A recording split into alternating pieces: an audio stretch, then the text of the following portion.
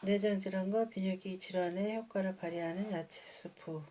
야채 수프로 당뇨병을 다스린다. 일반적으로 소변 속에 당이 많이 나오는 것을 당뇨병이라고 한다. 이보다 더욱 심각한 것은 당이 체외로 배설되지 않고 내장 속에 고여 있는 사람이 많다는 사실이다. 이것은 소변 속으로 나오는 당뇨와는 달리 여간에서는 표면화되지 않으므로 주의해야 한다. 원인은 분명하지 않지만 컨디션이 좋지 않아 오랫동안 병원에 다니다가 갑자기 쓰러졌다는가 몸이 휘청거려서 병원에 가서 진찰을 받은 결과 당뇨병이라는 말을 듣고 그날부터 입원하여 인슐린 주사를 맞게 되었다는 사람들이 있다. 이것이 바로 내장 당뇨병이다. 이와 같은 증상이 나타나지 않도록 40세가 넘으면 2, 3년에 한 번씩 반드시 혈액검사와 소변검사를 받아야 한다. 이것이 예방의학이다. 그리고 혈당치가 600에서 650 정도인 사람은 약물을 복용하기보다는 매일 1만 보씩 걷는 것이 더 중요하다. 또한 식사를 했으면 움직이는 습관을 들여야 한다. 당뇨병을 앓고 있는 사람 가운데 날마다 야채 수프와 현미차를 0.6리터 이상씩 1년 동안 꾸준히 복용한 결과 87%가 당뇨 증상이 사라졌다고 말했다. 직장에 다니는 사람은 현미차를 회사로 가지고 가서 차 대신 낮에 마시도록 하고 아침과 저녁에는 집에서 야채 수프를 복용하도록 한다. 식이요법을 하거나 감미식이나 알코올 등을 제한할 필요는 없다. 이런 경우 아침, 저녁에는 반드시 쌀밥을 먹고 어패러를 날마다 섭취하도록 한다. 그리고 우유나 유제품, 치즈, 버터, 육류 섭취는 삼가야 한다.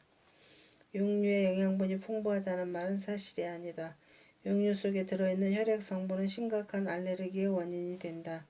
이에 비해 어패류에는 육류의 3에서 7배 이르는 천연칼슘과 철분, 비타민 B2 등이 함유되어 있으며 알레르기를 유발하지 않는 최고의 영양식이다.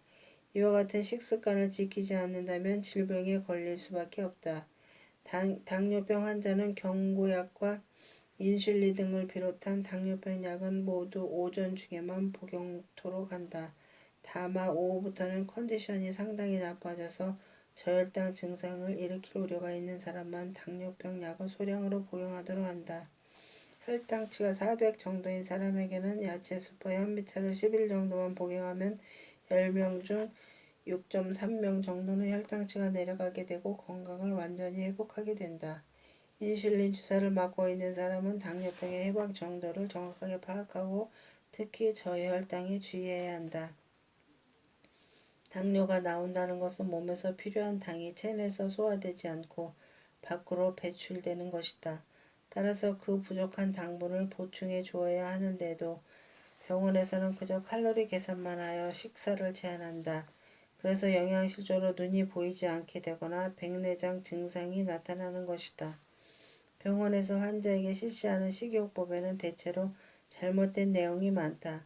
어째서 이러한 일들이 일어나는지 곰곰이 생각해 봐야 한다. 살아있는 동안에 먹고 싶은 것을 마음껏 먹고 하고 싶은 것을 해야 하지 않겠는가. 먹지도 않고 마시지도 않고 꾹꾹 참았는데 눈까지 보이지 않게 된다면 그야말로 이상한 일이 아닌가. 본인의 생각과 병원의 영양지도 중 어느 쪽을 선택할 것인지 그 선택의 몫은 여러분의 몫이다. 어떻게 하면 좀 더 즐거운 인생을 살 수 있을지 깊이 생각해 보아야 한다. 당뇨 예방과 혈당 조절에 좋은 운동. 혈당치를 조절할 수 있는 가장 좋은 방법은 운동이다. 운동이 당뇨병에 관련된 호르몬, 즉 심방성 나트륨 이뇨 호르몬과 펩티드 내성 이뇨 호르몬 분비를 촉진시킨다. 인공적으로 정제된 심방성 나트륨 이뇨 호르몬은 아미노산 배열을 살펴보면 인간의 것과는 다른 부분이 있는데 이것을 투여한 질을 이용한 실험에서는 혈압 강화와 나트륨 배설 등 양리작용을 한다는 사실이 확인되었다. 반면 펩티드 내성 이뇨 호르몬은 신장 기능이나 혈압을 조절한다. 새로운 펩티드를 구성하는 아미노산은 26개로 구성되어 있다. 또한 펩티드 내성 이뇨 호르몬 쪽이 혈관의 확장 작용이 강하고 혈압을 내리는 효과도 있다. 그리고 심방성 나트륨 이뇨 호르몬은 심장에 많이 들어있고 펩티드 내성 이뇨 호르몬은 뇌에 많이 들어있는 것이 특징이다. 불안초조하거나 화를 내거나 우울해지면 이러한 호르몬이나 베타카로틴 등의 분비가 불충분하기 때문에 도움을 받을 수가 없게 된다. 그 결과 배설은 말할 것도 없고 이뇨작용이나 혈압 조절, 인슐린에 의한 혈당치 조절이 불가능해진다. 이럴 때에는 각별히 주의해야 한다. 인체의 밸런스가 무너지기 때문이다. 당뇨병도 이와 같은 이유로 생기는 것이다.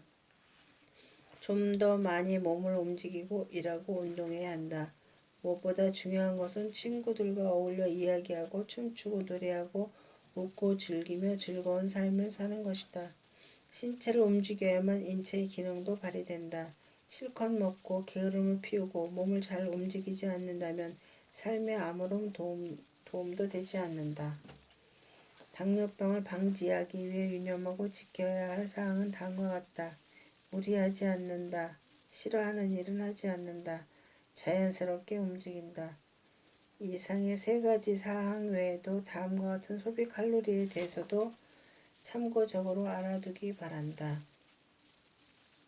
조깅 45분 1000칼로리 소모, 걷기 3.3시간 1000kcal 소모, 계단 오르기 2시간 1000kcal 소모. 조깅이나 산책을 할 때는 신발 굽 부분이 2cm 이상 되는 쿠션 있는 신발을 신으면 피로를 방지하고 건강을 유지할 수 있다.